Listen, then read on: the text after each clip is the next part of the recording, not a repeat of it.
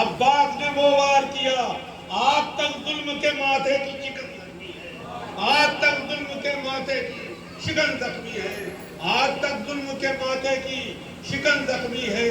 اور جنگ شیر دیکھیں کہ جنگ لاکھوں سے 72 نے لڑی تھی کیسے، شیر دیکھیں کہ جنگ لاکھوں سے 72 نے لڑی تھی کیسے۔ ارے سوچتے سوچتے ذہنوں کی تکن زخمی ہے، سوچتے سوچتے ذہنوں کی تکن زخمی ہے، سوچتے سوچتے ذہنوں کی تکن زخمی ہے۔ ہرملا گردن اصغر پہ تو دھبا بھی نہیں، ہرملا گردن اصغر پہ تو دھبا بھی نہیں، ہاں مگر تیرا تبسم سے بدل زخمی ہے، ہاں مگر تیرا تبسم سے بدل زخمی ہے۔ اور یہ آخری شعر، اے یزید اس سے نہ کرنا کبھی بیعت کا سوال، کافیہ دیکھے جانے آپ، اے یزید اس سے نہ کرنا کبھی بیعت کا سوال، ارے جس کی نظروں میں تیرا چال چلن زخمی ہے، اے یزید اس سے نہ کرنا کبھی بیعت کا سوال، اے یزید اس سے نہ کرنا کبھی بیعت کا سوال، جس کی نظروں میں تیرا چال چلن زخمی ہے۔ یہ تھے محترم کشش اکیلوی صاحب۔ 13 محرم کو شب میں ٹھیک 8 بجے پیچھے دیانند نگر میں جناب رفاقت صاحب کے اعلیٰ خانے میں ایک مجلس برپا ہوگی، جس مجلس خطاب کریں گے حجت الاسلام والمسلمین علی جناب مولانا محمد میاں عبدی صاحب۔ بعد مجلس نظر مولا کا بھی اہتمام کیا گیا ہے۔ مومنین حضرات سے شرکت کی گزارش ہے۔ میں گزارش گزار ہوں اس سلسلے کی آخری کڑی استاد شاعر علی جناب ڈاکٹر صاحب مورانی صاحب سے کی دعائیں اور بارگاہ مولا میں منظور نذرانِ عقیدت پیش کریں۔ آپ لوگ استقبال نعرہ درود سے کریں۔ اللہم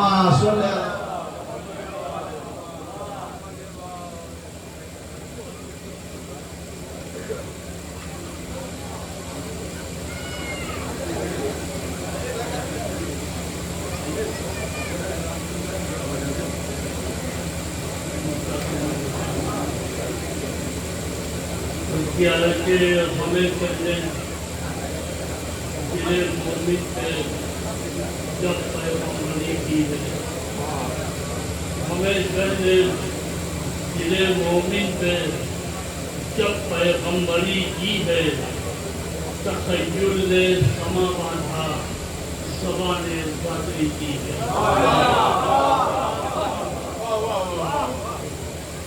ہمیں کہنے دل مومن پہ جب پیغمبری کی ہے، تخیل نے سما باندھا زبان ذاکری کی ہے، زبان ذاکری کی ہے، اور قدم تخیل کے مرکب نے تب آگے بڑھائے ہیں،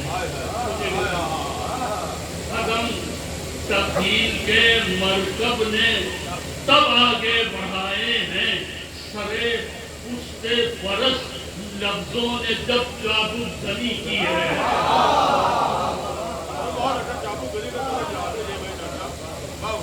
سرے پشتے فرس لفظوں نے جب چابو زنی کی ہے۔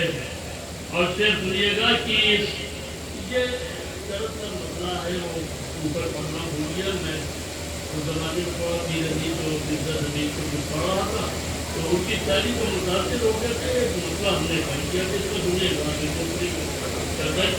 حضرت کرتا ہوں کہ سرے منظر نہیں تھے، پھر بھی وہ منظر کرتی کی ہے۔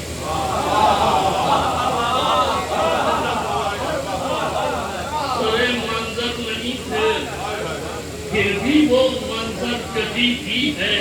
زمانہ محو حیرت ہے کہ کس نے شاعری کی ہے۔ زمانہ محو حیرت ہے کہ کس نے شاعری کی ہے۔ زمانہ محو حیرت ہے کہ کس نے شاعری کی ہے۔ کہ سرے منظر نہیں تھے، پھر بھی وہ منظر کٹی کی ہے۔ زمانہ محو حیرت ہے یہ کس نے شاعری کی ہے۔ اور سنیے گا کہ اسی کی انگلیوں نے باب خیبر کو اکھاڑا تھا، اسی کی انگلیوں نے باب خیبر کو اکھاڑا تھا، کہ جس نے جو کی روٹی کھائی ہے فاقہ کبھی کی ہے۔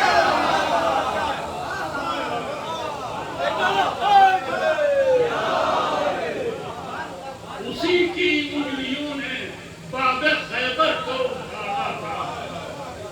نے جو کی روٹی کھائی ہے، فاقہ کشی کی ہے، اور شہید حق تو زندہ ہے، اسے مانو نہ مانو تم، شہید حق تو زندہ ہے، اسے مانو نہ مانو تم، سرے نیزہ تلاوت ہی علامت زندگی کی ہے، سرے نیزہ تلاوت ہی علامت زندگی کی ہے۔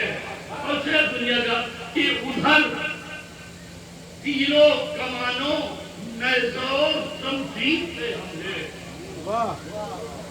ادھر تیروں کمانوں نیزوں شمشیر سے حملے، ادھر ضرب تبسم نے کہاں کوئی کمی کی ہے، ادھر ضرب تبسم نے کہاں کوئی کمی کی ہے، ادھر ضرب تبسم نے کہاں کوئی کمی کی ہے۔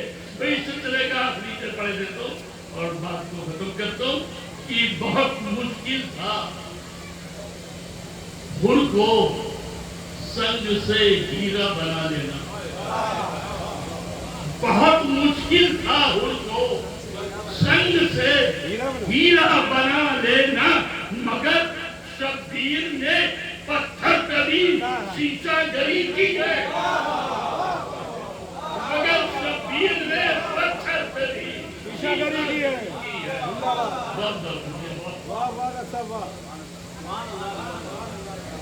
آپ لوگ تھوڑا آگے تشریف لے آئیں، اور جو بھی حضرات باہر کھڑے ہیں میری ان سے مؤدبانہ گزارش ہے کہ وہ تھوڑا آگے تشریف لے آئیے، جو بھی حضرات باہر کھڑے ہیں وہ اندر تشریف لے آئیں۔ میں بسط ادب احترام گزارش گزار ہوں خطیب انقلاب عالی جناب مولانا سید عباس ارشاد نقوی صاحب قبلہ سے کہ وہ آئیں اور مجلس کو خطاب فرمائیں، استقبال نعرہ درود سے کریں۔ اللہم صلی علی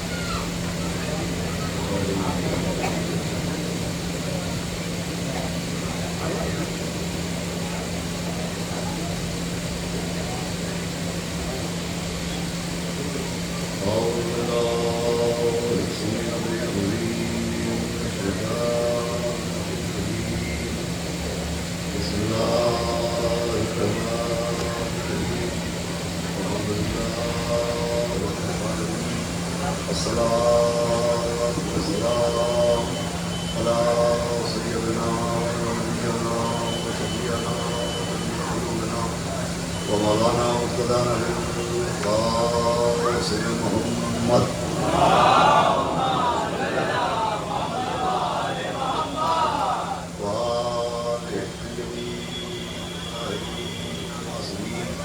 ورحمة الله إلى غداء اليوم اليومنا هذا يوم الدين يوم الفقر قال الله سبحانه تبارك وتعالى في القرآن المجيد والقرآن الحميد بسم الله الرحمن الرحيم ولا تحزن الذين قتلوا في سبيل الله أمواتا بل أحياء عند ربهم يرزقون صلوات محمد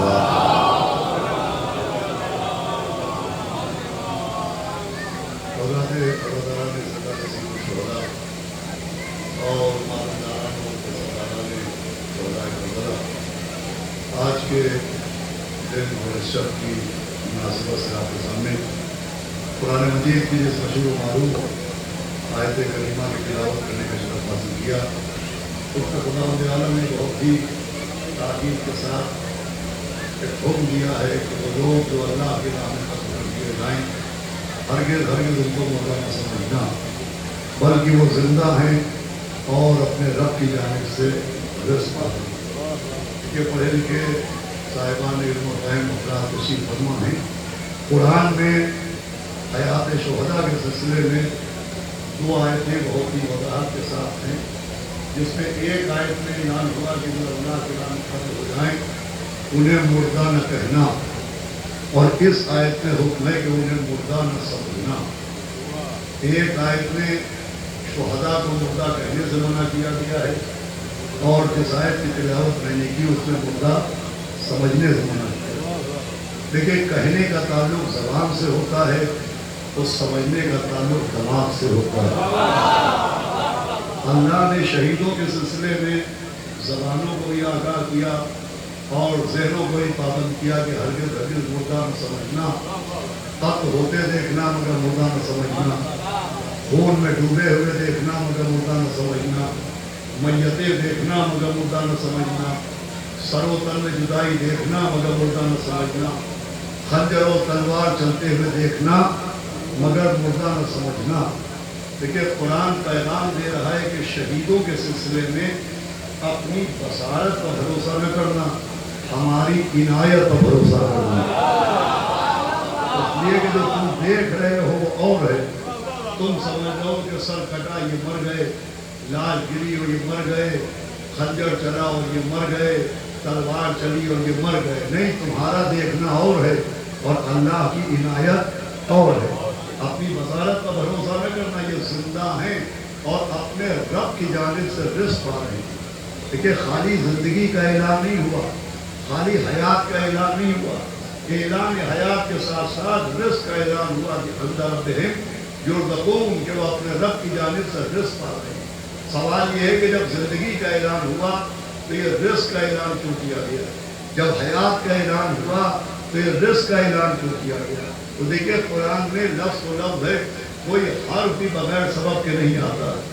یہ جو اعلان ہوا کہ عند ربہم یرزقون، کہ یہ اللہ کی جانب سے رزق پا رہے ہیں، تو یہ رزق کا اعلان اس لیے کیا گیا کہ طبقہ حیات شہداء کا اقرار کرتا ہے، مگر ان کا سوچنا یہ ہے کہ شہید زندہ ہیں مگر اپنے ذکر کی شکل میں، شہید زندہ ہیں مگر فکر کی شکل میں، شہید زندہ ہیں مگر کردار کی شکل میں، شہید زندہ ہیں کارنامے کی شکل میں۔ ایک سوچ، ایک ذہنیت یہ ہے کہ وہ زندہ ہیں مگر ان کی فکر زندہ ہے، ان کا ذکر زندہ ہے، ان کا کام زندہ ہے، ان کا نام زندہ ہے، ان کا کردار زندہ ہے، ان کا کارنامہ زندہ ہے، ان کا پیغام زندہ ہے۔ بھئی، ایک سوچ یہ ہے کہ وہ زندہ ہیں مگر ذکر کی شکل میں، فکر کی شکل میں۔ قرآن نے رزق کا اعلان اس لیے کیا کہ یہ پیغام بھی پہنچ جائے کہ اللہ انہیں رزق دے رہا ہے۔ رزق دینے کا مطلب خالی ذکر زندہ نہیں ہے، ان کا جسم بھی زندہ ہے۔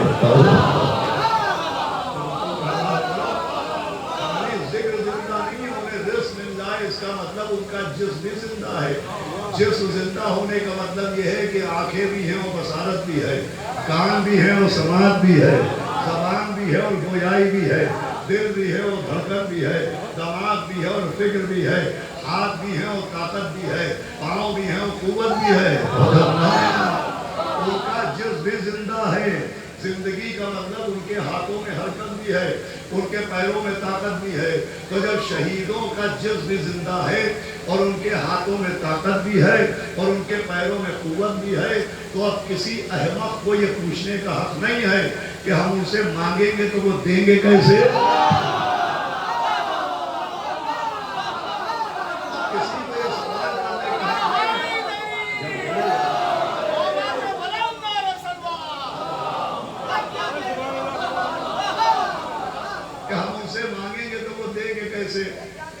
بلائیں گے تو آئیں گے کیسے؟ تو جب ہمارے یہاں، ارے بھائی، جب اللہ نے زندگی بھی دی ہے، زندگی کے ساتھ رزق بھی دیا ہے، تو ان کا جسم بھی زندہ ہے۔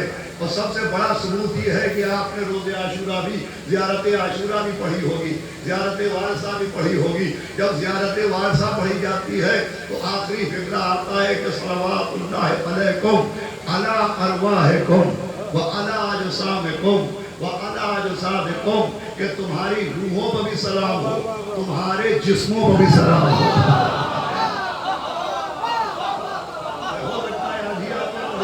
کہ تمہاری روحوں پر بھی سلام ہو، تمہارے جسموں پر بھی سلام ہو۔ ان کے جسموں تک تو سلام کیا جاتا ہے، اور سلام کا قانون یہ ہے کہ سلام کرنا مستحب ہے، جواب آنا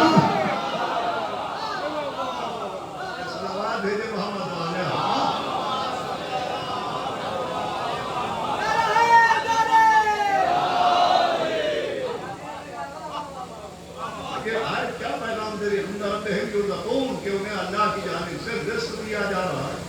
اور قانون رزق یہ ہے کہ انفاق رزق کرو. قانون یہ ہے کہ جب ہم تمہیں دیں تو تم دوسروں میں بھی تقسیم کرو. اگر کوئی سائل آئے تو جھڑکنا نہیں, کوئی مانگنے والا آئے تو اسے ڈانٹنا نہیں. رزق تمہارا ہے مگر انفاق رزق کرو. اب آپ اندازہ لگائیں کہ جنہیں اتنا سا رزق ملا ہو, جب انہیں تقسیم کرنے کا حکم ہے تو جن کے صدقے میں رزق ملا ہو انہیں تقسیم کا بھی حق ہے. اگر یہ تصور کر لیا کہ صاحب بے شک وہ زندہ ہیں اور انہیں رزق مل رہا ہے مگر وہ بلانے پہ آئیں گے نہیں اور مانگنے پہ عطا نہیں کریں گے, بھئی یہ جملہ میں عرض کر رہا ہوں, ڈاکٹر صاحب تشریف فرمائیں انشاءاللہ, یہ رائے گا نہ جائے گا. اگر یہ مان لیا جائے کہ شہید زندہ ہیں مگر وہ کسی کی مدد نہیں کر سکتے, بلانے پہ آ نہیں سکتے, گرے کو اٹھا نہیں سکتے, صدا پر جواب دے نہیں سکتے, تو آپ قرآن سے پوچھئے کہ شہید کو شہید بنایا ہے یا کوما کا مریض بنایا ہے؟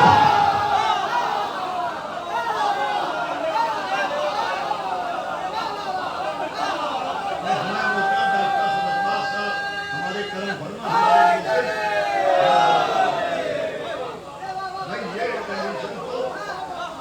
کوما کے پیشنٹ کی ہوتی ہے کہ وہ زندہ ہیں مگر سن نہیں سکتے, زندہ ہیں مگر چل نہیں سکتے, زندہ ہیں مگر اٹھ نہیں سکتے. ارے اگر شہادت انعام کا نام ہے تو اختیار میں اضافہ ہوگا, کمی نہیں ہوگی. صلوات بھیجے محمد و آل محمد.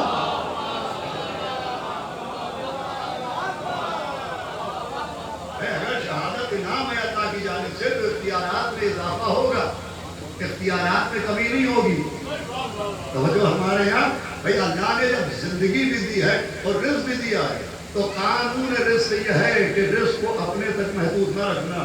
بھئی ہم نے دیکھا جناب ابراہیم کو رزق ملا مگر تنہا انہوں نے رزق استعمال نہیں کیا, دسترخوان بچھایا, چوراہے پہ جا کے مزدوروں کو بلایا اور اپنے رزق میں سے کافروں کو کھلایا. اور ہمارے یہاں رزق اللہ نے حضرت ابراہیم کو دیا اور انہوں نے اپنے رزق میں کافروں کو کھلایا. ہم نے دیکھا خلیل سے حبیب تک ایک ہی عادت, ایک ہی سنت ہے. وہاں خلیل خدا کو رزق ملا, انہوں نے دسترخوان بچھایا, کافروں میں تقسیم کیا. ادھر حبیب خدا کو رزق ملا, ذوالعشیرہ میں دسترخوان بچھایا اور مشرکوں میں تقسیم کیا.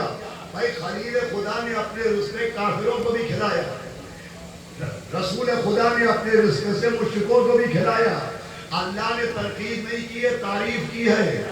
یہیں سے ہم سمجھے کہ جب اللہ کے نبی اپنے رزق میں سے کافر و مشرک کو بانٹ سکتے ہیں تو اگر اللہ کا ولی اپنے رزق میں سے مومنوں کو بانٹ رہا ہو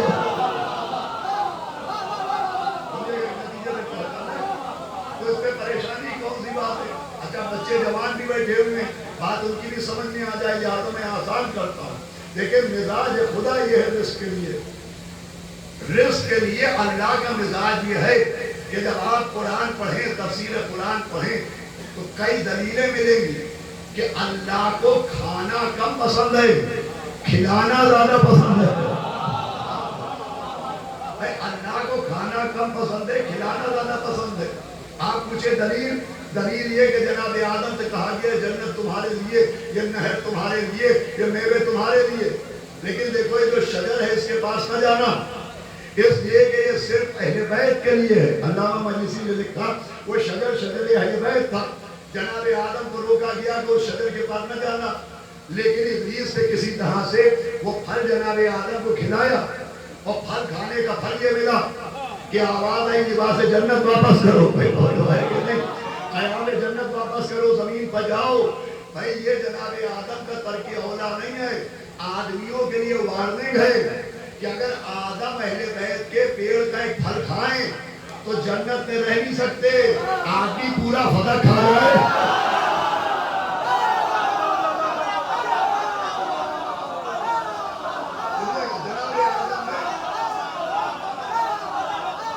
جنت کا پھل کھایا, زمین پہ میں نے عرض کیا اللہ کو کھانا کم پسند ہے اور کھلانا زیادہ پسند ہے. بھائی کھانا کم پسند نہ ہوتا تو آدم کو جنت سے اتارا نہ ہوتا, اور اگر کھلانا زیادہ پسند نہ ہوتا تو اہل بیت کے لیے سورہ دہر آیا نہ ہوتا. بیت کو نازل ہوا.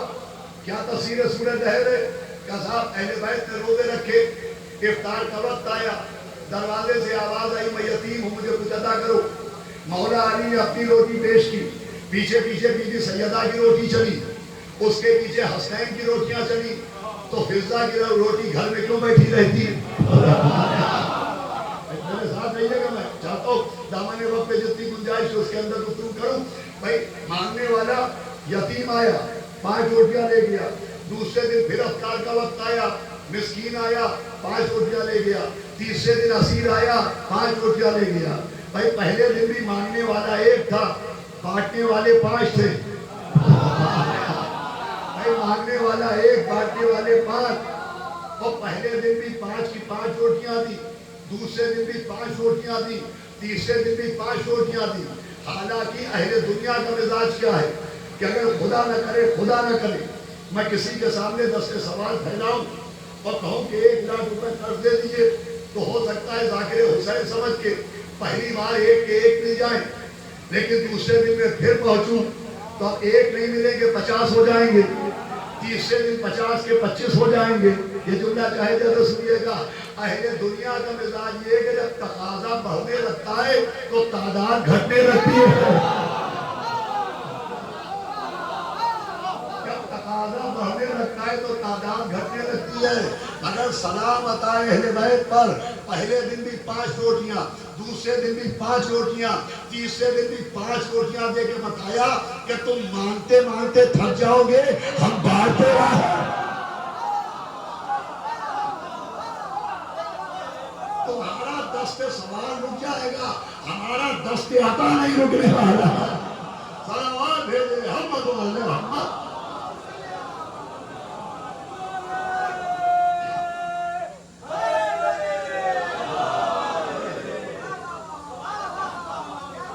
تمہارا دست سوال رک جائے گا, ہمارا دست عطا. اچھا ایک مانگنے والا آیا تھا, وہ ایسا نہیں تھا کہ 50 روٹیاں پکی تھی اور 45 روٹیاں تھی, بچا نہیں گئی اور 5 روٹیاں دے دی گئی. نہیں, 5 ہی روٹیاں تھی اور ایک کو 5 روٹیاں دی گئی. میں کہوں گا ایک کو 1 روٹی دی جاتی ہے, 5 کی 5 کو دی گئی. آواز آئے گی تمہیں ان کا مزاج نہیں معلوم. کسی نے کہا حاتم اتنا سخی تھا کہ 40 دروازوں سے بانٹتا تھا, تو جواب دیا کہ ایک ہی دروازے سے اتنا کیوں نہیں بانٹ دیا کہ دوسرے دروازے پر جانے کی ضرورت ہی نہ پڑے.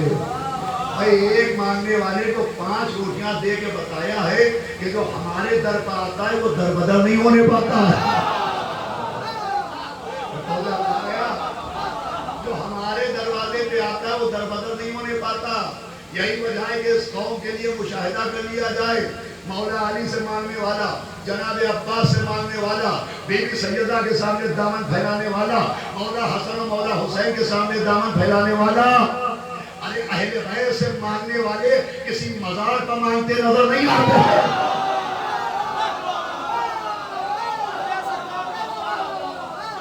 ادھر والے ادھر آتے ہیں, ادھر والے ادھر آتے, ادھر والے ادھر نہیں جاتے.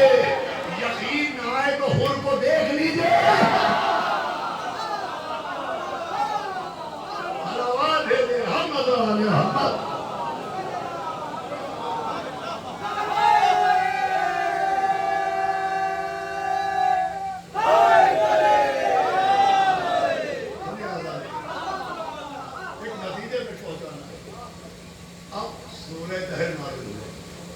اور پیغمبر نے بتایا کہ یہ جو سائل بن کے آیا تھا, یتیم بن کے آیا تھا, یہ بھی فقیر تھا. جو مسکین بن کے آیا تھا یہ بھی فرشتہ تھا. معاف کیجیے گا, یہ جو مسکین بن کے آیا یہ بھی فرشتہ تھا. یہ جو یتیم بن کے آیا یہ بھی فرشتہ تھا. یہ جو مسکین بن کے آیا یہ بھی فرشتہ تھا. دیکھیے اللہ قادر نہیں ہے, قادر و قدیر ہے. اس نے شب ہجرت مکڑی کے دل میں بانٹ ڈالی کہ تارے عنکبوت کے ذریعے پیغمبر کی حفاظت کرے. کبوتر کے دل میں بانٹ ڈالی کہ وہ پیغمبر اسلام کی حفاظت کرے. تو جو اللہ کیڑے مکوڑوں کے دل میں القاء کر سکتا ہے, کیا وہ مدینے کے فقیروں کے دل میں بات نہیں ڈال سکتا تھا کہ جاؤ در اہل بیت پر مانگ کے آؤ؟ مگر اللہ نے فقیروں کو فقیر بنا کے نہیں بھیجا, فرشتوں کو فقیر بنا کے بھیجا. یہ جملہ رہ گا نہ جائے گا. اللہ نے نے فقیروں کو در اہل بیت کو فقیر بنا کے نہیں بھیجا، فرشتوں کو فقیر بنا کے بھیجا، تاکہ در اہل بیت پر مانگنے والوں کا اسٹیٹس بھی سمجھ لو۔ در اہل بیت پر ہاتھ پھیلانے والوں کا اسٹیٹس بھی سمجھ لو۔ ارے ان کے دروازے پر مانگنے والے فقیروں جیسے نہیں ہوتے، فرشتوں جیسے۔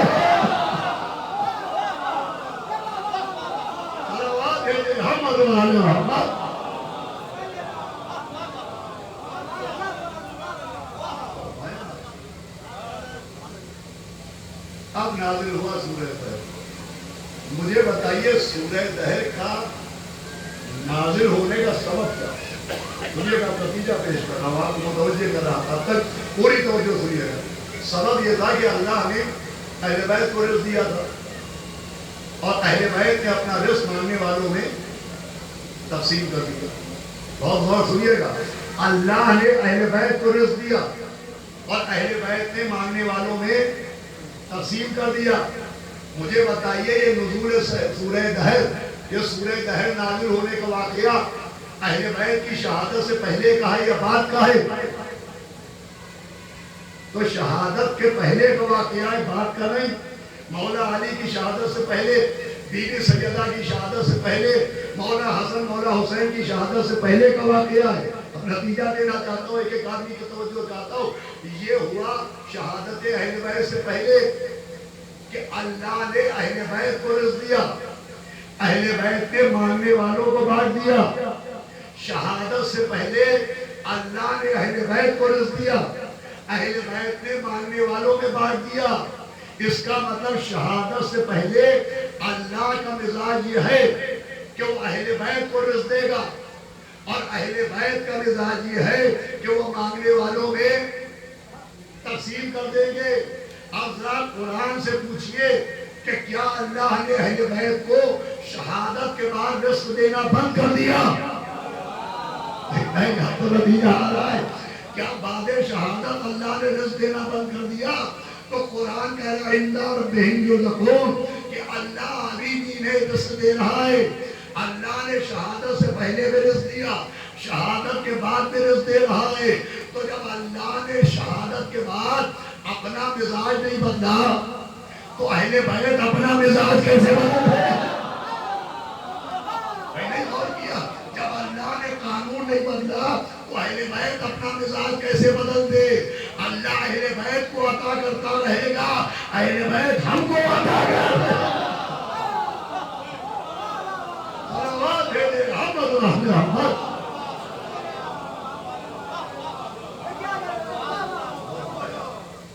اس میں نہ کوئی خلاف اسلام بات ہے، نہ کوئی توحید پر ضرورکاری ہے، نہ کوئی شرک کا شائبہ ہے۔ یہ سیدھا سیدھا مطابق عقل معاملہ ہے۔ کہ صاحب اگر یہ عقیدہ بنا لیا کہ مولا علی کے ذریعے رزق ملے گا، مولا علی رزق تقسیم کرتے ہیں، تو اللہ کی رزاقیت پر حرف آئے گا، کیونکہ اللہ رازق ہے۔ ارے بھائی اللہ رازق نہیں ہے، خیر الرازقین ہے۔ صلوات بھیجو محمد محمد۔ بھائی اللہ خیر الرازقین ہے۔ کہ صاحب اگر یہ عقیدہ بنا دیا کہ مولا علی سے مانگا جائے اور یہ رزق تقسیم کرتے ہیں تو اس سے اللہ کی رزاقیت پر اثر آئے گا۔ تو بھائی اللہ جیسے خیر الرازقین ہے ویسے ہی احسن الخالقین بھی ہے۔ اگر اللہ کے علاوہ کوئی رزق نہیں دے سکتا تو اللہ کے علاوہ کوئی خلق بھی نہیں کر سکتا۔ کہ بے شک آپ قرآن پڑھیے، جناب عیسیٰ کا ذکر ہو رہا ہے کہ حضرت عیسیٰ بیٹھے ہیں، مٹی کی چڑیا پرندے بنا رہے ہیں، ہاتھوں پر رکھ رہے ہیں، پھونک مار رہے ہیں، ہوا میں اڑا رہے ہیں۔ تو رکھیے گا بھائی جناب عیسیٰ کا پرندہ بنانا سمجھ میں آیا، ہوا میں اڑانا سمجھ میں آیا، لیکن قرآن میں ان کا جملہ ہے کہ میں نے اسے خلق کیا۔ بھائی خالق ہے اللہ، عیسیٰ کہہ رہے میں نے خلق کیا، میں نے خلق کیا۔ اللہ کی طرف سے کوئی ترتیب نہیں ہوئی۔ ہم نے وہی سے سمجھا کہ جس کی ماں کو بیت المقدس سے ہٹایا جائے جب اسے خلق کرنے کا اختیار ہے، اور جس کی ماں کو 13 رجب کے دن کعبے میں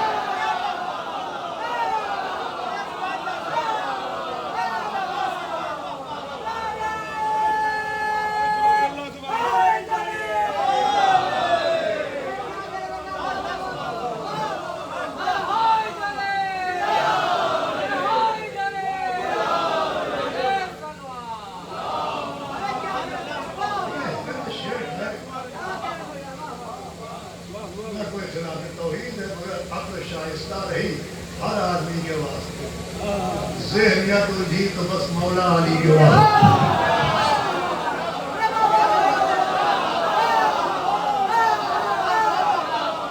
سب سمجھ میں آتا ہے، علی سمجھ میں نہیں آتے، فضائل علی سمجھ میں نہیں آتے، مناقب علی سمجھ میں نہیں آتے۔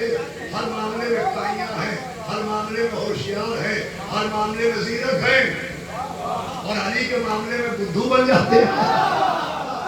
اور آواز بھیجے محمد و آل محمد۔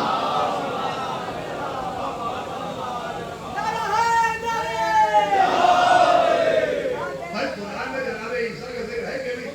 صاحب وہ جو معجزے دکھاتے تھے جناب عیسیٰ، جو خلق کرتے تھے حضرت عیسیٰ، جو نابینا کو بینائی دیتے تھے حضرت عیسیٰ، جو مبروز کو شفا دیتے تھے حضرت عیسیٰ، وہ تو کہتے تھے بِإِذْنِ اللَّهِ، بِإِذْنِ اللَّهِ۔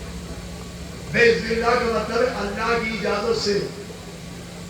نہیں بارہبنکیوں لکھنؤ میں کوئی فاصلہ تو زیادہ ہے نہیں، تو یہ بھی نہیں سوچا جا سکتا کہ وہاں کی اردو اور ہوگی یہاں کی اردو۔ صلوات بھیجے محمد و آل محمد۔ مجھے ایک لفظ پیش کرنا ہے آپ کی خدمت میں، جس کے لیے میں نے جدا عرض کیا کہ جناب عیسیٰ کو اللہ نے اجازت دی تھی، وہ سارے معجزے سارے کرامتیں اللہ کی اجازت سے دکھاتے تھے۔ بِإِذْنِ اللَّهِ، اللہ نے انہیں اجازت دی تھی۔ ہم نے کہا اجازت کیوں ملی تھی؟ قضا اللہ کی مرضی، اللہ نے انہیں اجازت دے دی۔ تو عیسیٰ کو اللہ کی مرضی سے اجازت ملی، عیسیٰ کو اللہ کی مرضی سے۔ میں دیکھتا ہوں موسم کی گرمی زیادہ ہے یا اہل بیت کی محبت کی خلقی زیادہ ہے۔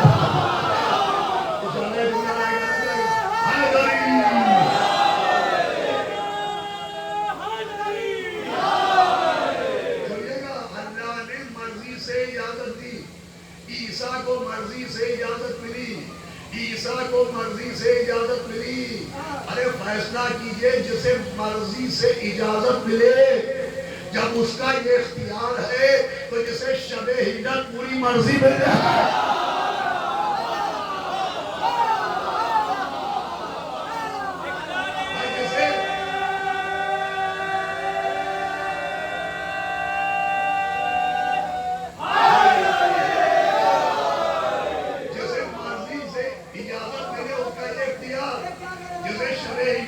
مرضی مل جائے۔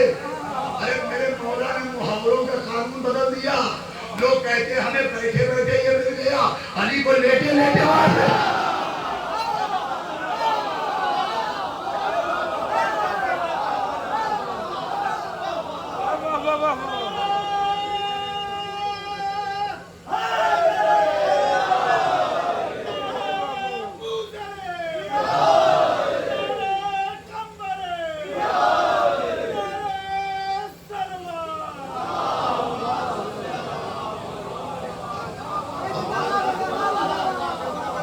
جناب عیسیٰ کو بھیج دینا اللہ نے اجازت دی تھی، یہاں مولا علی کو مرضی ملی۔ اب اس اجازت میں آخری منزل ہے پوری توجہ اس لیے کہ وہ اجازت جو اللہ نے حضرت عیسیٰ کو دی اس میں اور وہ جو مرضی مولا علی کے پاس ہے اس میں ایک فرق ہے۔ وہ فرق یہ ہے کہ وہ اجازت ملی ہے گفٹ کے طور پر۔ عیسیٰ کو جو عزم ملا وہ اللہ کی عطا ہے، اللہ نے انہیں عزم عطا کیا گفٹ۔ اور جو مولا علی کے پاس مرضی ہے تو وہ بھیک میں نہیں ملی ہے، نفس کے دینار دیے ہیں، رضائے خدا کی پراپرٹی خریدی ہے۔ لیکن گفٹ میں اور پرچیزنگ میں فرق ہوتا ہے، عطا میں اور خریداری میں فرق ہوتا ہے۔ میں نے خوش ہو کے اپنے لڑکے کو ایک گھڑی گفٹ دی، 2 دن بعد میں جو غصہ آیا میں نے اس سے واپس مانگ لی۔ گفٹ واپس ہو سکتا ہے، عطا واپس ہو سکتی ہے۔ اللہ نے جناب آدم کو لباس جنت عطا کیا تھا، جب جنت سے چلنے لگے واپس لے لیا۔ عطا واپس ہو سکتی ہے مگر جو چیز خرید لی جائے وہ واپس نہیں دی جا سکتی۔ سنیے گا کوئی گفتگو کا نچوڑ پیش کر رہا ہوں۔ مولا علی نے اللہ کی مرضی خریدی ہے، یہ خریداری ہے اور دنیا کی واحد خریداری ہے جو سوتے میں ہوئی ہے۔ حالانکہ پرچیزنگ ہو اور خریدنے والا بھی جاگ رہا ہو. اس خریداری کو جائز نہیں مانتی دنیا کہ سوتے میں نے آپ کی کلائی کی گھڑی اتاری 2000 روپے تکیے کے نیچے رکھ دیے. نہیں, یہاں کے اوپر خریدنے والے کا جاگنا ضروری اور بیچنے والے کا بھی جاگنا ضروری. مگر وارے میرے مولا وہاں سوتے میں خریداری ہوئی, سمجھایا تمہارا سونا اور ہے, ہمارا سونا. تم سوتے میں بے خبر ہو جاتے ہو, ہم سوتے میں بھی باخبر ہیں. سمجھا کہ جو پیش کرنا آپ کی خدمت میں یہ ہے پرچیزنگ, یہ ہے خریداری. ایک مکان میں نے خرید لیا, وہ میرا کب تک رہے گا؟ کہ جب تک میں زندہ رہوں گا وہ مکان میرا رہے گا. مولا علی نے اللہ کی مرضی خریدی, اب اللہ کی مرضی علی کے بعد کب تک رہے گی؟ سنیے گا, کہ جب تک علی زندہ رہیں گے. ہم نے قرآن سے پوچھا ہے, قرآن علی کب تک زندہ رہیں گے؟ قرآن نے ڈانٹا کہ ہرگز مردہ نہ سمجھنا.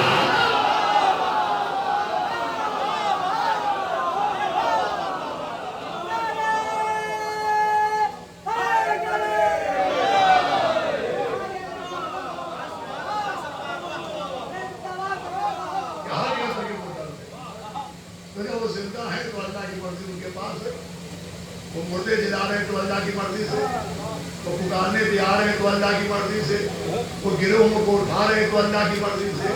آپ کاہے بتا رہا ہے؟ صلوات بھیجو محمد والے محمد.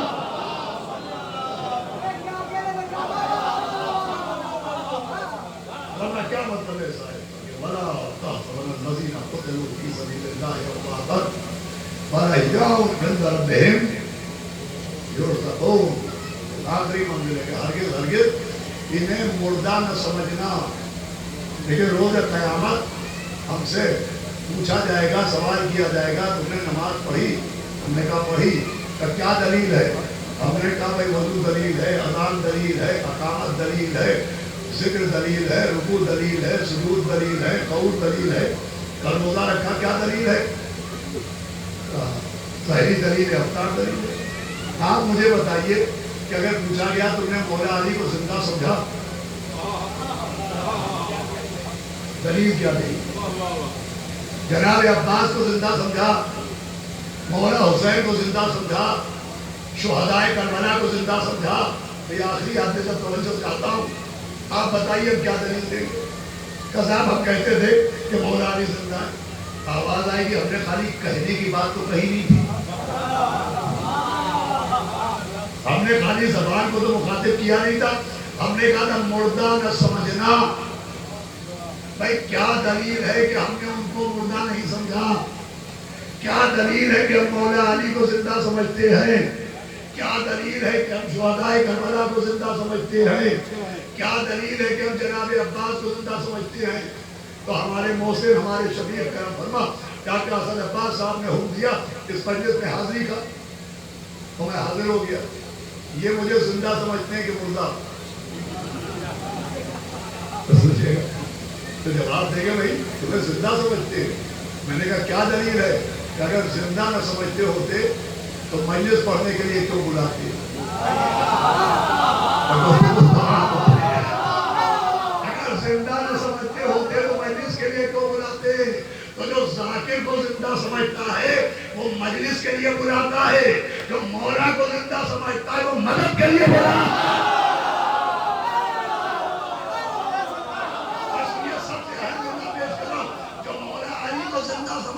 مدد کے لیے بلاتا ہے, یا علی مدد کہنا, یا جناب عباس مدد کہنا, یا مولا کی فاطمہ زہرا حدیث کہنا, یا امام حسن ادرکلی کہنا, یا امام حسین ادرکلی کہنا, یا علی مدد کہنا, یا علی مدد کہنا, یا علی مدد کہنا.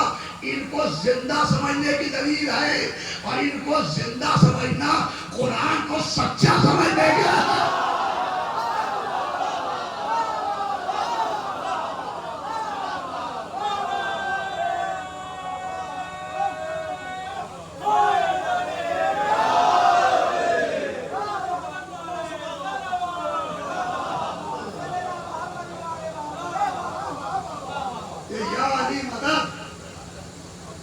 لوگوں کی سمجھ میں نہیں آ رہا ہے.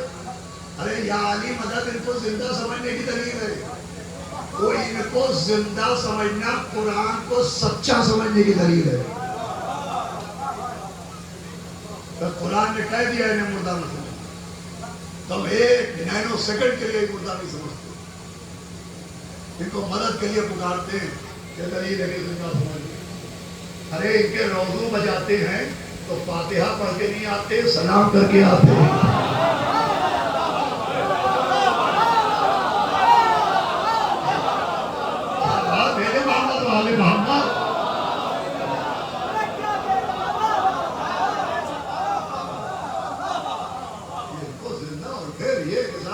قرآن سے ان کے فضائل کا وہاں گہرا رابطہ ہے. یہ اکثر و بیشتر لوگوں کے دماغوں میں ایک کنفیوژن کریٹ ہوتا ہے کہ صاحب فضائل پڑھے جا رہے ہیں, قرآن کے اوپر زور نہیں دیا جاتا. ارے فضائل نہیں ہیں, فضائل ہی تو قرآن کے دلائل ہیں.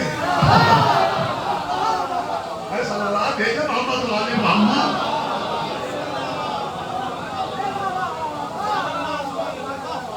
بہت بری بیماری ہے مولانا علی سے الجھن.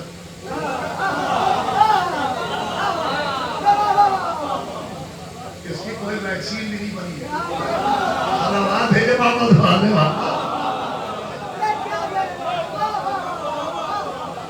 ہمارے بھائی ہلال صاحب نے کہا کہ عجیب لوگ ہیں ذکر علی پسند نہیں,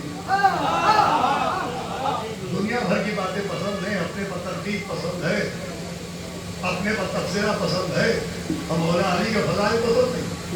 عجیب لوگ ہیں ذکر علی پسند نہیں, پسند جو ہے خدا کو وہی پسند ہے.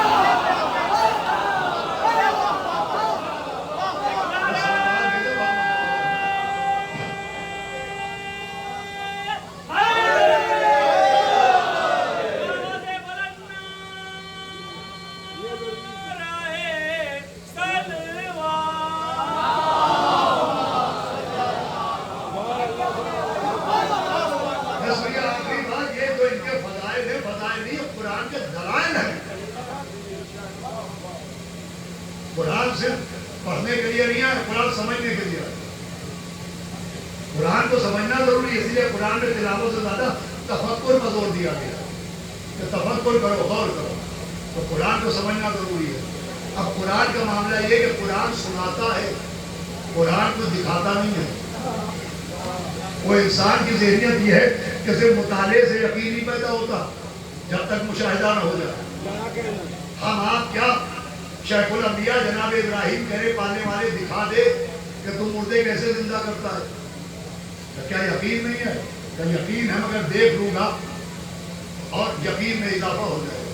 تو اس کا مطلب سننے کے ساتھ دیکھنا ضروری ہے. آپ سمجھیے کہ قرآن کے ساتھ اہل بیت کو کیوں چھوڑا گیا؟ کہ قرآن سناتا جائے گا, اہل بیت کے فضائل قرآن سمجھاتے جائیں گے. بھائی قرآن نے سنایا کہ اللہ نے جناب آدم کو دونوں ہاتھوں سے خلیفہ بنایا. آدم کو اللہ نے دونوں ہاتھوں سے خلیفہ کیسے بنایا ہوگا؟ غدیر میں نبی نے علی کو ہاتھوں کو اٹھا کے بتایا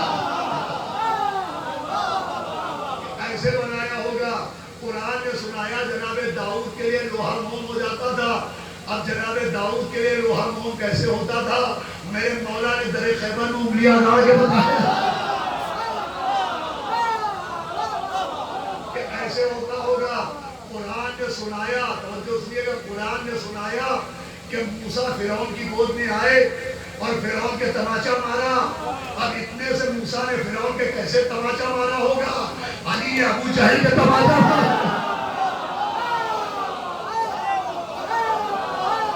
ایسے مارا ہوگا.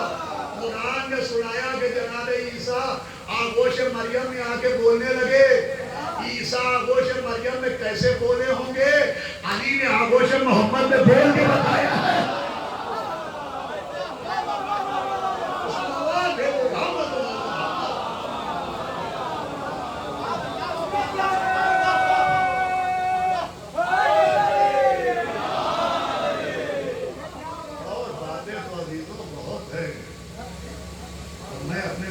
سے بغاوت کیسے کروں؟ قرآن نے بہت کچھ سنایا کہ جناب نوح کی زوجہ قوم کو گمراہ کر رہی ہے. जनाब लूत की ज़ौजा कौम को गुमराह कर रही है। अब उन औरतों ने कौम को कैसे गुमराह किया होगा? एक साहिबा ने निकल के बताया,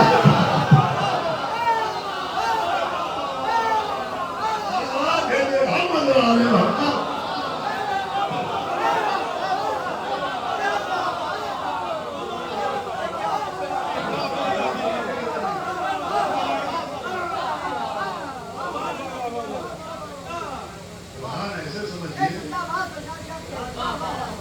इन्नी तारीख उसी को मुस्तक़बिल किताब अल्लाह है वही तरफी हरबे कि दो चीजें छोड़ के जाना, कुरान व अहले बैत। तो कुरान की सदाकत की बेहतरीन दलील अहले बैत के अल्फाज है। अब ये कि जनाब वो जिंदा हैं तमाम हुई गुफ्तगू, तो फिर उनका आंसू क्यों? वो जिंदा हैं तो उनका गिरिया क्यों? वो जिंदा हैं तो उनका गम क्यों? वो जिंदा हैं तो ये काले कपड़े क्यों? वो जिंदा हैं तो आहो बुका क्यों? वो जिंदा हैं तो गिरिया क्यों? वो जनाब आदम जब जन्नत से जमीन पर चले तो जन्नत फना नहीं हुई थी, मगर हजरत आदम जमीन पर रोते हुए आए। इसका मतलब हमेशा मौत पर गिरिया नहीं होता, कभी कभी फिराक में भी गिरिया होता। आदम फिराक के जन्नत में रोए हैं, हम जन्नत के जवानों के सरदार के फिराक में रोते हैं। मौत तो थोड़ी रोना है, मौत तो आई नहीं उनको, मौत का तो सवाल ही नहीं है। रोना है कि किसके साथ क्या किया गया। रोना इस पर है कि किन के साथ क्या किया गया। देखिए एक बदमाश आदमी सबको अजियत देता है, सबको सता रहा है, इसको धक्का दे दिया, उसको मार दिया और उसको पीट दिया। एक बदमाश आदमी को अगर 4 आदमी मिलकर मार रहे तो दिल को सुकून होता है कि चलो आज इसे सजा मिल रही। लेकिन एक साहब जो सुबह घर से निकलते हैं, बीमार को अस्पताल पहुंचा देते हैं, प्यासे को पानी पिला देते हैं, भूखे को खाना खिला देते हैं, अगर किसी शरीफ आदमी को 4 लोग मारे तो दिल तड़प उठता है, किसके साथ क्या कर रहे हो। अरे खुदा की कसम, पेड़ पर पत्थर बांध के यतीमों को खाना खिलाने वाले, किसके साथ क्या किया गया। आज 12 मुहर्रम है, मौला हुसैन मदीने में थे, वो जनाब सकीना 2 बरस की थी। अभी करबला नहीं, अभी ये करबला की बात नहीं थी, 59 हिजरी की बात थी। बीवी को गोद में लिए हुए थे कि बालियां बेचने वाला आ गया। मौला हुसैन ने उसे बुलाया और 2 बालियां खरीद के अपने हाथ से बीबी सकीना के कानों में पहनाई।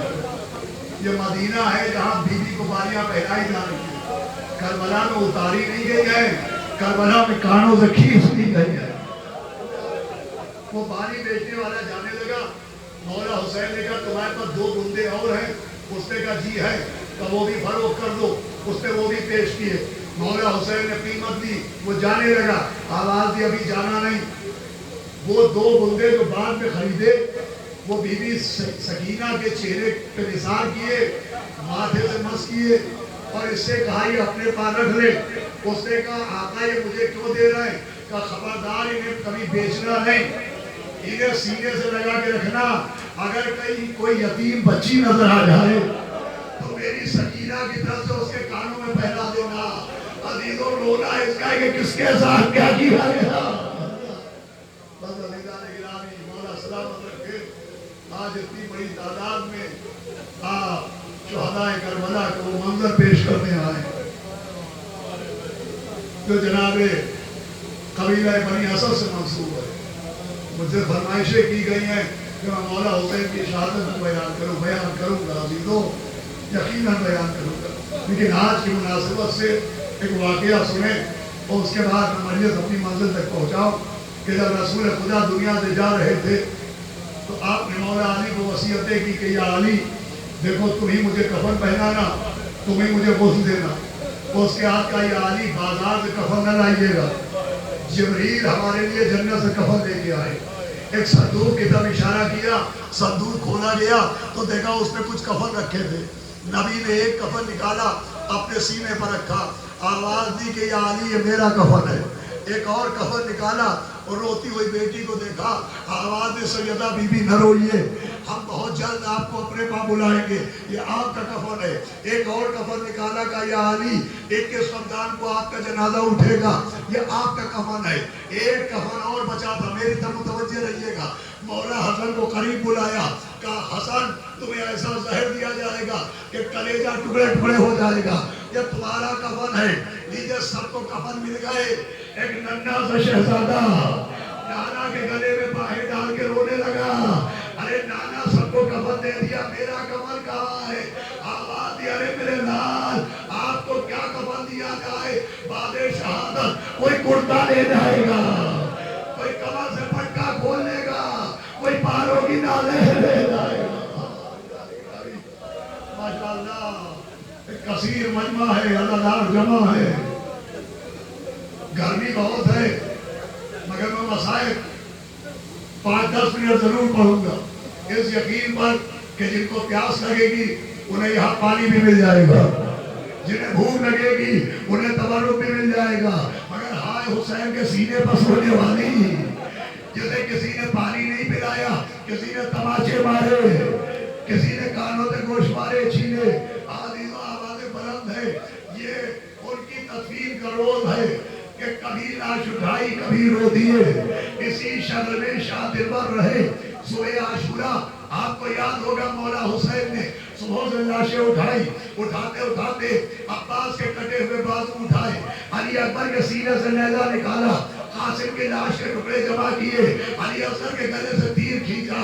عزیزوں اگر آپ اپنے مولا کی محبت میں نہ موسم دیکھتے ہیں، نہ گرمی دیکھتے ہیں، نہ رات کو رات سمجھتے ہیں، تو آپ کا آقا آپ کو کتنا چاہتا ہے کہ جب علی اصغر کے گلے سے خون بہ رہا تھا، امام نے خون کو ہاتھوں پر لیا، ایک جملہ اللہ سے کہا تھا یا غیاث المستغیثین لا معبود سواک، پھر ایک جملہ آپ سے کہا تھا ارے میرے شیعوں اگر تم ہوتے تو دیکھتے مجھے کربلا میں رلا رلا کے مارا گیا۔ آئے پشتے خیمہ پر علی اصغر کی قبر بنائی، ننھی سی قبر کھود کے اصغر کو گاڑ کے شبیر اٹھ کھڑے ہوئے، دامن کو جھاڑ کے پھر خیمے کے دروازے بھی آئے، زینب ہم جا رہے ہیں، کلثوم ہم سدھار رہے ہیں، رقیہ الوداع، سکینہ خدا حافظ، ماں کی کنیز قصہ الوداع، بیمار بیٹے کے پاس آئے، مجھے حکم دیا گیا ہے کہ میں یہ بند آپ کی خدمت میں پیش کر دوں کہ چوتھے امام کا کاندھا ہلایا، فرمایا بس ایک یہ وصیت رہ یاد ہے میرے جانی، کرنا نہ فراموش میری تشنہ دہانی، ارے 36 پہر گزرے ہیں پایا نہیں پانی، پانی دے اگر بات میرے ظلم کے بانی، تم فاتحہ بابا کا دلا دیجیو بیٹا اور تھوڑا سکینہ کر عزیزوں میں چلے حسین جب کہ چلے باز دو پہر رکھو، نہ تھا کوئی جو سنبھالے نجام توسن کو، سکینہ چھاڑ رہی تھی عبا کے دامن کو، حسین چھپ کے کھڑے تھے جھکائے گردن کو، نہ آسرا تھا کوئی شاہ کربلائی کو، فقط بہن نے کیا تھا سوار بھائی کو، بھائی کو سوار کیا، بیٹی گھوڑے سے لپٹ گئی، کہا نیند آئے گی بو آپ کی جب پاؤں گی بابا، میں رات کو مقتل میں چلی آؤں گی بابا، سینے سے لگایا، فرمایا نکلتی نہیں سیدانیاں باہر، ارے سینے مسئلہ آئے گی تمہیں رات کو مادر، اس نے کہا سوئیں گے کہاں پھر علی اکبر، شاہ نے کہا بس ضد نہ کرو صدقے میں تم پر، ارے رات آئے گی اور دشت میں ہم ہوئیں گے بی بی، اکبر میرے ساتھ آج وہی ہو، ماشاءاللہ آواز بلند ہے عزیزو، پھر کھول کے رو لیجئے اپنے ایمان بیکس کا سیور کرنے کے لیے آیا، کہنے لگے بس دیکھ لیا آپ کا بھی پیار، میں آپ سے بولوں گی نام یا شاہ ابرار، اچھا نگر کیجئے گا جلدانی کا اقرار، مر جائے گی اس شب کو طلب کر یہ دل اودار، ارے کیسی ہے یہ باتیں میرا دل روتا ہے بابا، گھر چھوڑ کے جنگل میں کوئی سوتا ہے بابا، آخری مرتبہ پیار کر کے میدان میں آئے، غضب کی جنگ کی، حکم خدا آیا، تلوار کو نیام میں رکھا کہ میر انیس نے نقشہ کھینچا کہ چلتے تھے 4 سمت سے بھالے حسین پر، ٹوٹے ہوئے تھے برچیوں والے حسین پر. ماشاءاللہ ماشاءاللہ یہی طریقہ گریہ ہونا چاہیے. لیکن اب ذاکر فضائل پڑھتا ہے تو آپ نعرہ لگا دیتے ہیں, آپ سبحان اللہ کہتے ہیں تو ذاکر کو راحت ملتی ہے. مگر جب آپ چیخ کر روتے ہیں تو وہ بیوی جس کی پسلیاں توڑ ڈالی گئی, جس کی گود میں اس کے بیٹے کے گلے میں خنجر چلایا گیا, اس کو راحت ملتی ہے. چلتے تھے چار سمت سے بھالے حسین پر, ٹوٹے ہوئے تھے برچیوں والے حسین پر. یہ دکھ نبی کی گود کے پالے حسین پر, قاتل تھے خنجروں کو نکالے حسین پر. ارے گرتے تھے اور سنبھالنے والا کوئی نہ تھا, تیرے ستم نکالنے والا کوئی نہ تھا. گر کر کبھی اٹھے کبھی رکھا زمین پر سر, کروٹ کبھی طرف کے ادھر لی کبھی ادھر, اگلا لہو دہن سے تو تھاما کبھی جگر, حسرت کی خیام کی جانب کبھی نظر. بھیا دو مصرے سمجھ لیے تو جب یاد آئیں گے تو روئیے گا. حسرت کی خیام کی جانب کبھی نظر, گر کر اٹھے تو زخموں سے برچھی کے پھل گرے, گر کر اٹھے تو زخموں سے برچھی کے پھل گرے, کچھ اور تیر گڑ گئے جو منہ کے حل گرے. گرنا تھا کہ کسی نے نیزہ مارا, کسی نے تلوار ماری, کسی نے پتھر مارے, کسی نے بھالے مارے. شمر ملعون خنجر لے کے بڑھا, لکھا ہے 12 مرتبہ حضرت کے گلے میں خنجر چلایا. جب پہلی مرتبہ خنجر چلا امام نے کہا واہ امام, دوسری مرتبہ خنجر چلا کہا واہ جمدار, تیسری مرتبہ خنجر چلا کہا واہ ابدا. لیکن روایت میں ہے کہ 9 مرتبہ ملعون نے اور خنجر چلایا, مگر امام نے نہ اماں نہ بابا نہ نانا کسی کو نہیں پکارا, صرف ایک آواز دے رہے تھے واہ عباسا, ارے میرے ابا, ارے میرے ماشاءاللہ. پھر لاشیں پر گھوڑے دوڑائے گئے, کوئی کرتا لے گیا, کوئی کمر کا پٹکا لے گیا, کوئی پیروں کی نالین لے گیا. پھر شام غریبہ آ گئی, شامیہ بستند بازو زینب و کلثوم را, توقیہ اندر گلوے سید سجاد را. ارے پادے قدے شہاد آقا بڑھائیے حوصلہ, گھر جلا کے خاک کر ڈالا رسول اللہ کا. آپ نے پرسوں شام غریبہ میں ایک روایت تو سنی ہوگی کہ ایک بچہ نکل کے نجف کا راستہ پوچھ رہا تھا. ایک روایت کلیجہ توڑ ڈالنے والی ہے, ایک بچہ اور نکلا, کبھی دائیں دیکھا کبھی بائیں دیکھا. راوی کہتا ہے تم کسے ڈھونڈ رہے ہو؟ بچے نے کہا میں سکینہ کے چچا کو ڈھونڈ رہا ہوں. تو میں عباس دلاور کو ڈھونڈ رہا ہوں. راوی کہتا ہے بچہ عباس کی لاش پر پہنچا, میں نے پتہ بتایا, وہ عباس کی لاش پر پہنچا, وہ عباس کے لاشے کو ہلا ہلا کے کچھ کہہ رہا تھا. کب میں سمجھا پانی مانگ رہا ہے, میں سمجھا گھر جانے کو کہہ رہا ہے, مگر اب جو میں نے کان لگائے تو بچہ عباس کی لاش ہلاتا تھا, کہتا تھا عباس اٹھو زینب کی چادر سے نہیں ہے. عباس سکینہ کے تماچے لگ رہے ہیں. غریبہ بھی گزر گئی, 11 محرم آ گئی, بیویاں لاشوں کے بیچ گریہ کرتی ہوئی نکل گئی. رات کا روز آ گیا, اللہ اکبر. شہزادی آپ کو ایک حسین عطا کرے, یہ وہ حسرت ہے کہ کاش ہم کربلا میں ہوتے. اللہ اکبر. ابھی وہ منظر بھی پیش کیا جائے گا. بنی اسد کا قافلہ چوتھے امام تشریف لائے, آپ نے لاشوں کی تدفین کی. بس میں پڑھ چکا, آپ رو چکے.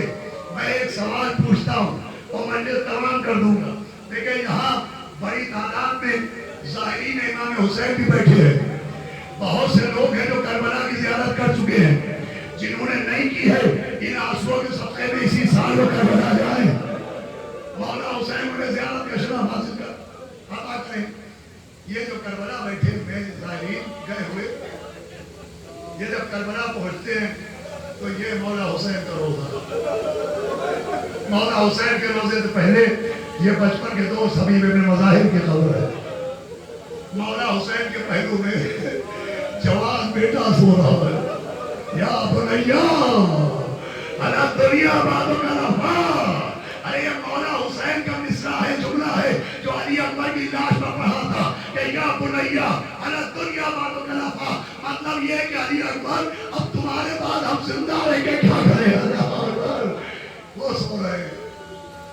شہیدہ میں شہداء کربلا سو رہے.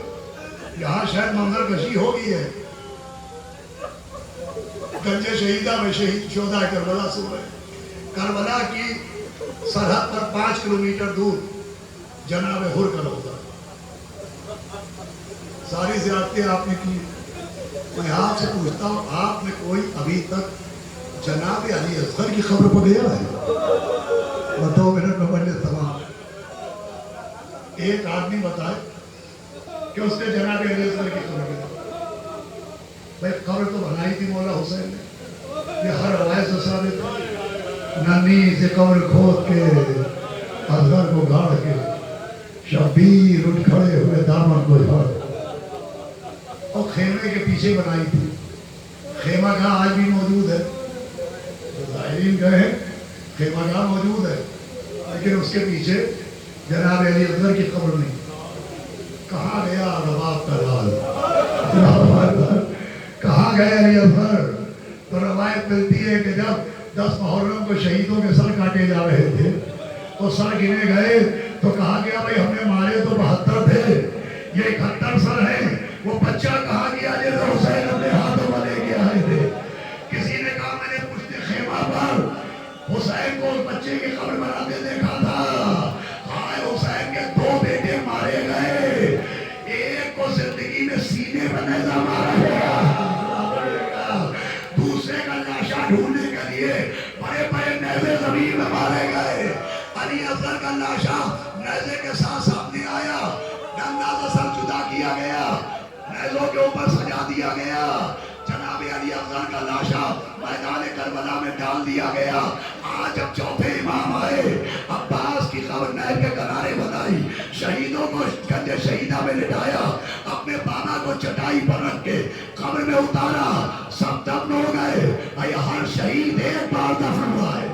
کیا بھائی یہ جملہ سن لیجیے گا, ہر شہید ایک بار دفن ہوا ہے. اگر علی اصغر 2 بار دفن ہوئے ہیں, ایک بار مولا حسین نے دفن کیا, دوسری مرتبہ سید سجاد علی اصغر کا ننھا سا لاشا لیے اپنے باپ کی قبر پر آئے. کہ بابا پہلی مرتبہ تم نے دفن کیا, اب اسے کہاں دفن کیا جائے؟ آواز آئی سجاد اسے کہیں دفن نہ کرو, لاؤ میرے سینے پر بلا دو. ارے آج تک علی اصغر اپنے بابا کے سینے بچہ ہے جو قبر میں باپ کا سینے.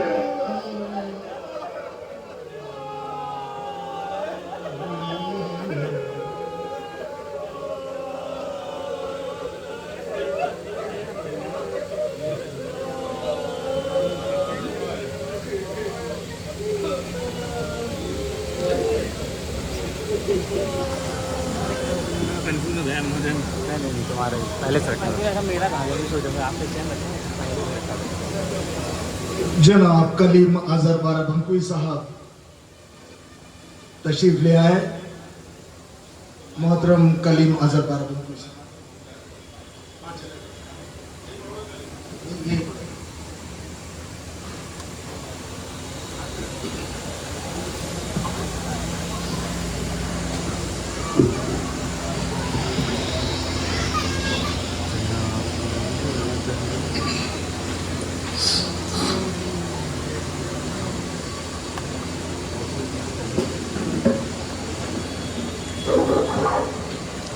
پروگرام باقی ہے. سلام خاک نشینوں کو سوگواروں کا,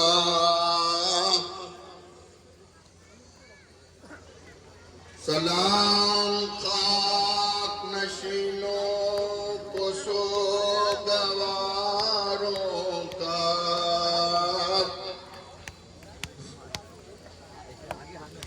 غریب دیتے ہیں پرسا تمہارے پیاروں کا.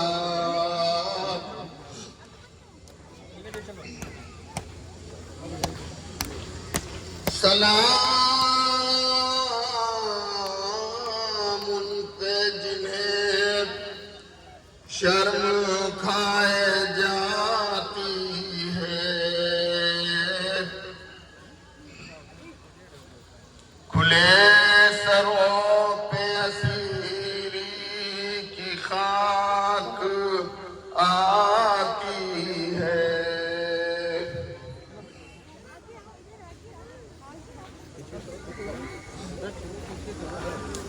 سلام اس پہ جو زحمت کش سلاسل ہے، مصیبتوں میں امامت کی پہلی منزل ہے۔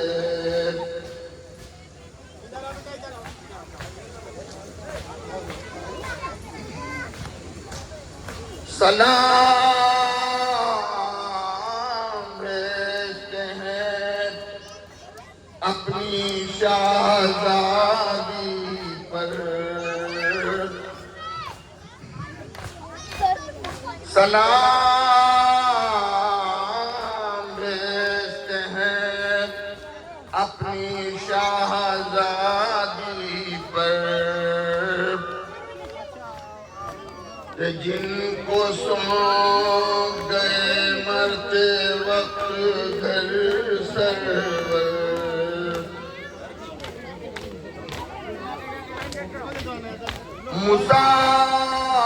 مسافرت میں عجب بے بسی دکھلائی، نثار کر دیے بچے نہ بچ سکا بھائی،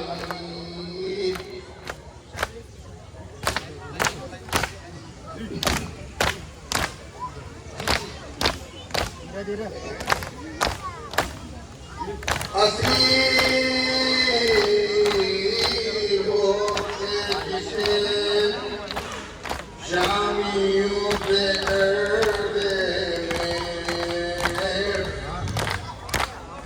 حسینیت ہے دکھانا علی کے لہجے میں،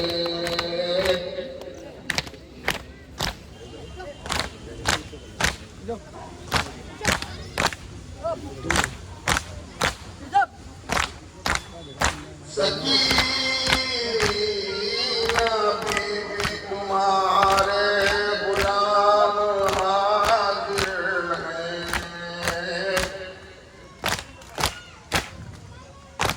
سکینہ بی بی تمہارے غلام حاضر ہیں، مجھے جو پیاس تو اشکوں کے جام حاضر ہیں،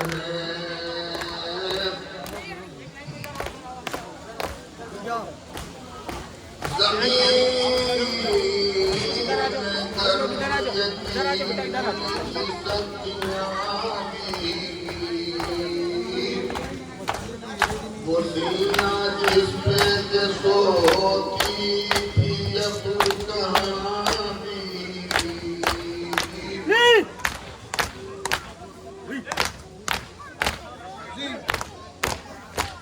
ابھی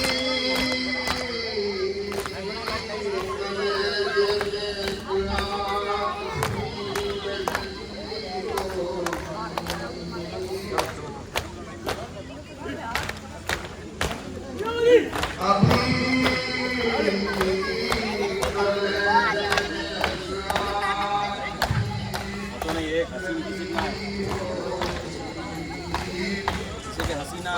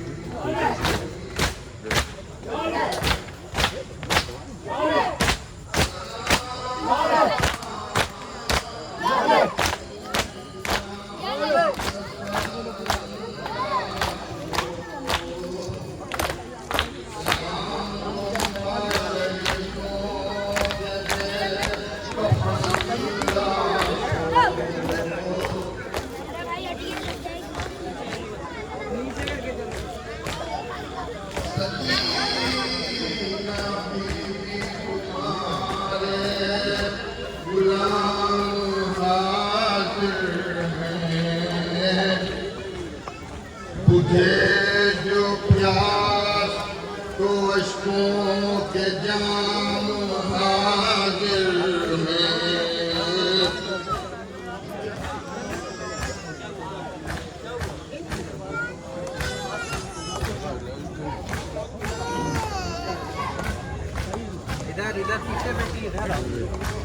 हमको आवाज दे लो तो उधर ही रहो क्या बना रहे हो? क्या हुआ? पैर क्यों मिली? वो चपक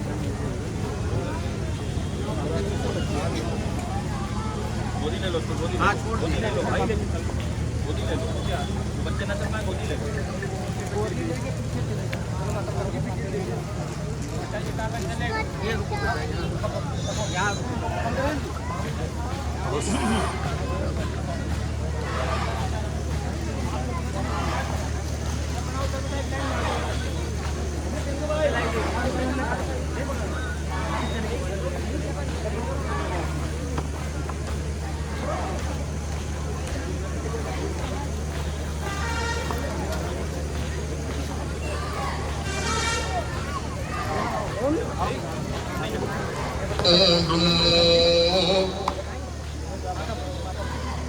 تمہارا چاند کہاں چھپ گیا کہاں ڈھونڈوں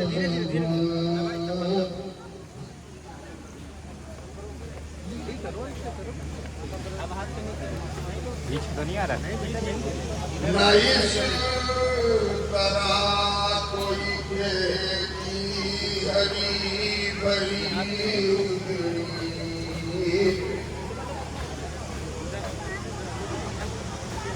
نہ اس طرح کوئی کھیتی ہری بھری اجڑی تمہاری مانگ بھی اجڑی ہے کوت بھی اجڑی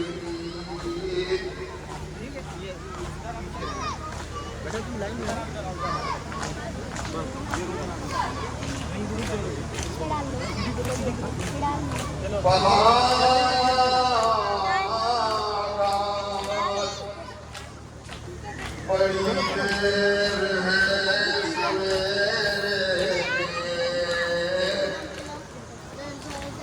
ذرا اس کو بھی لے جاؤ. بہارات بڑی دیر ہے سویرے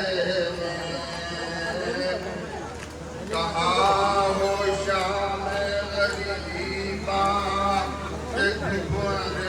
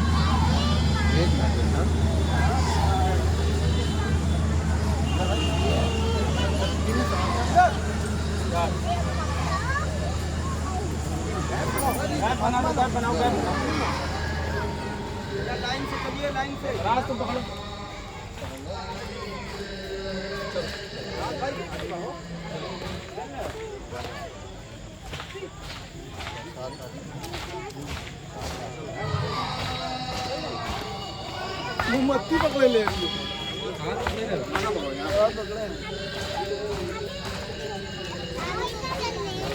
भैया आप लोग पीछे आ जाइए, बच्चों को आगे चलने दीजिए।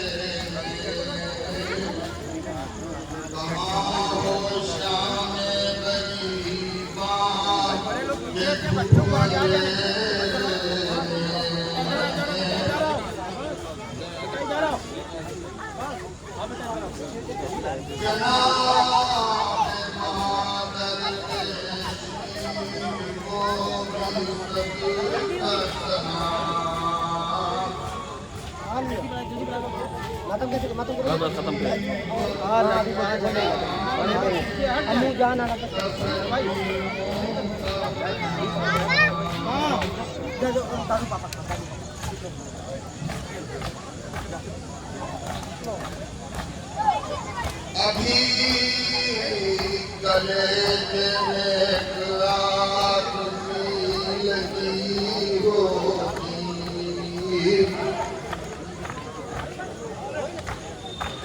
अभी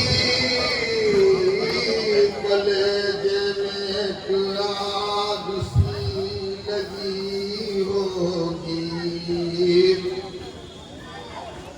अभी तो गोद की गर्मी न कम हुई होगी,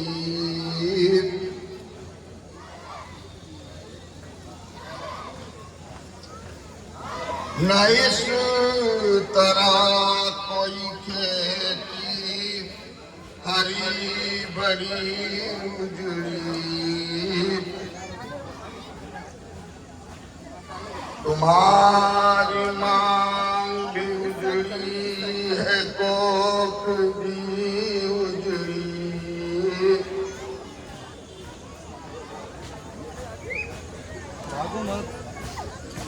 नहीं अंधेरे में कुछ सूझता कहाँ ढूंढूं,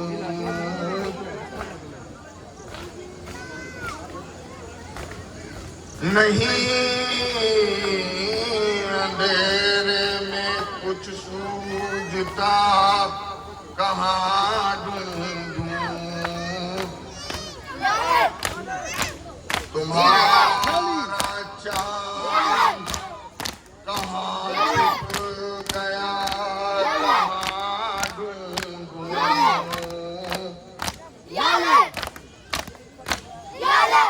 सलाम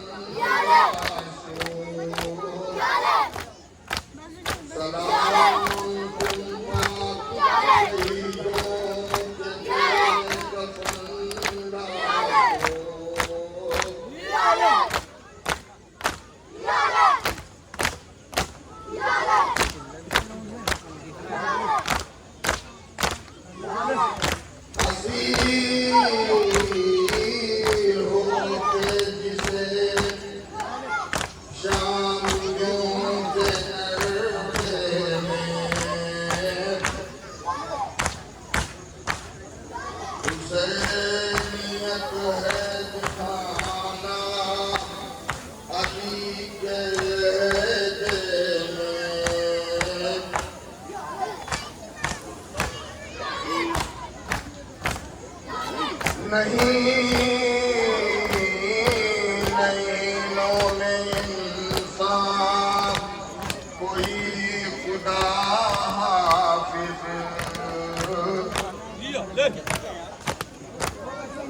नहीं नैनों में इंसान कोई खुदा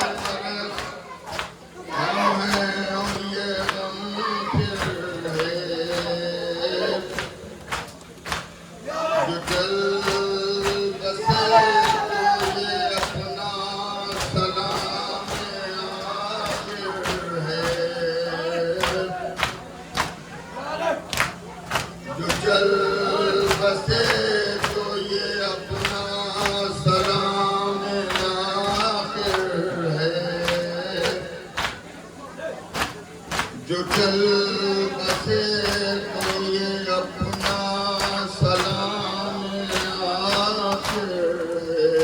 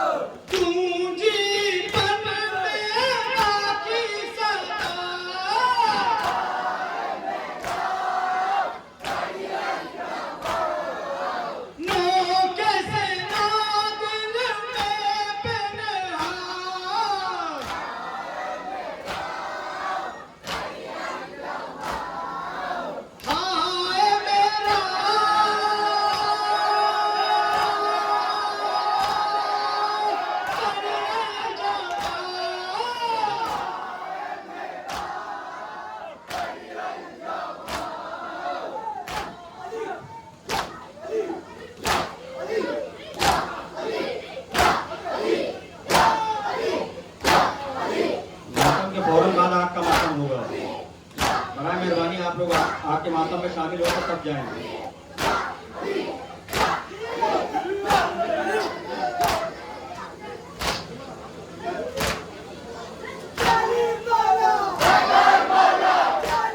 आग तैयार हो चुकी है, फौरन आपका मातम होगा। आप लोग बड़ा मेहरबानी आपका मातम में शिरकत करके तब जाएंगे।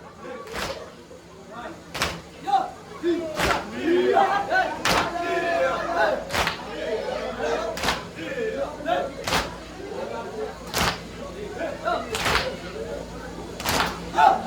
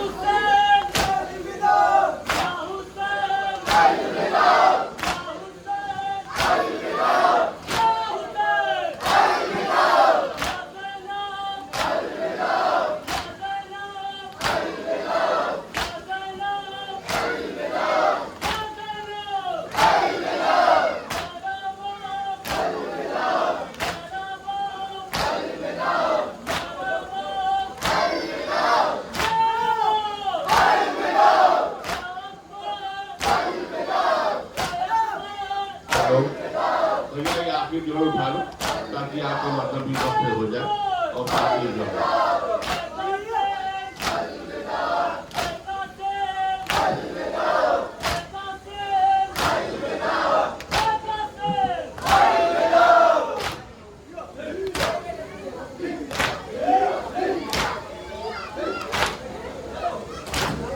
لہٰذا بھائی اٹھا لو جلدی سے.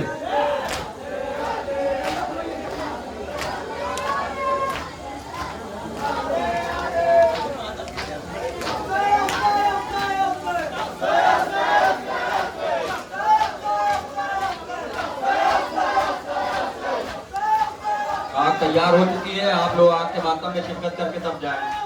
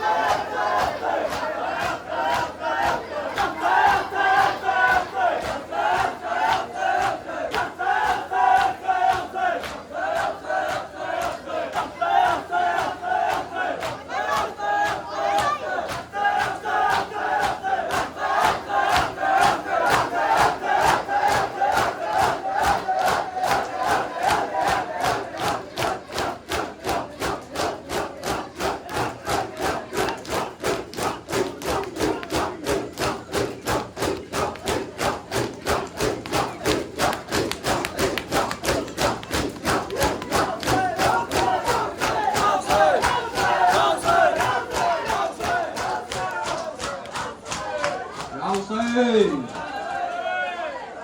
آگ کے ماتم پہ آپ لوگ آ جائیں. ماتم کرتے ہوئے آگ کے ماتم پہ آ جائیں بھائی آپ لوگ.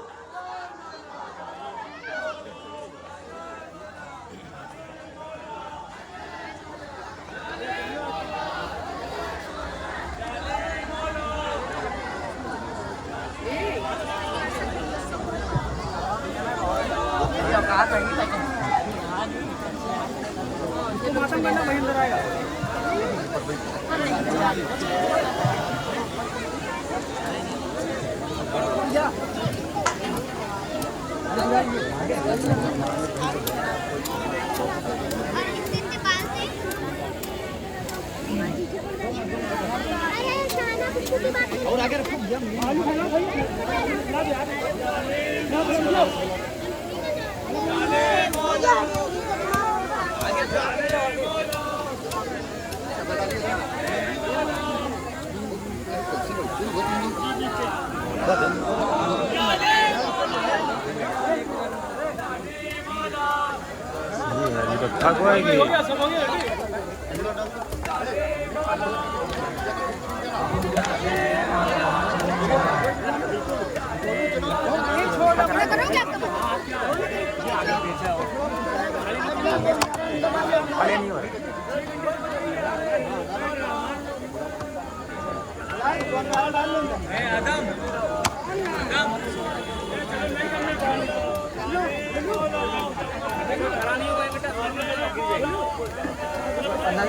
अंदर जाके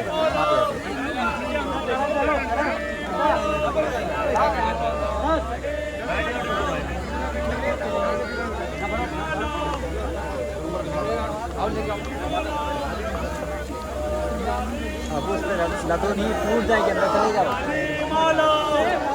टूट जाएगी.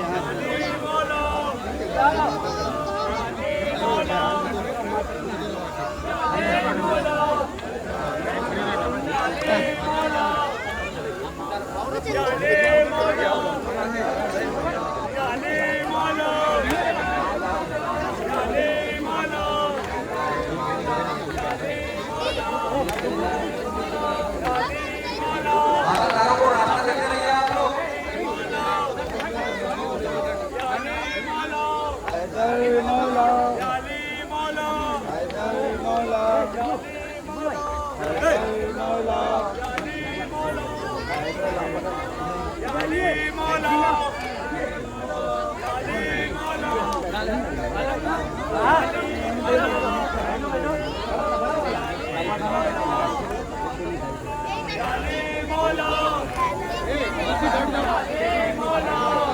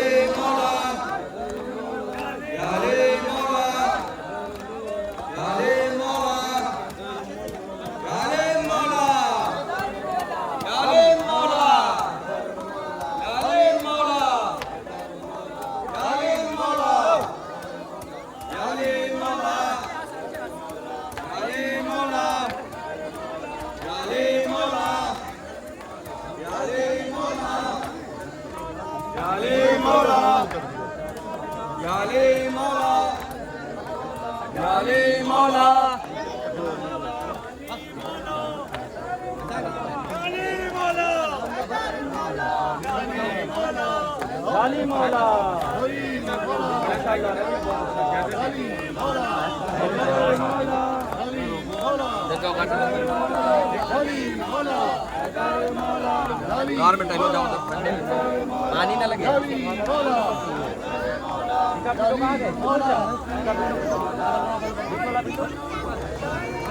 बिलाल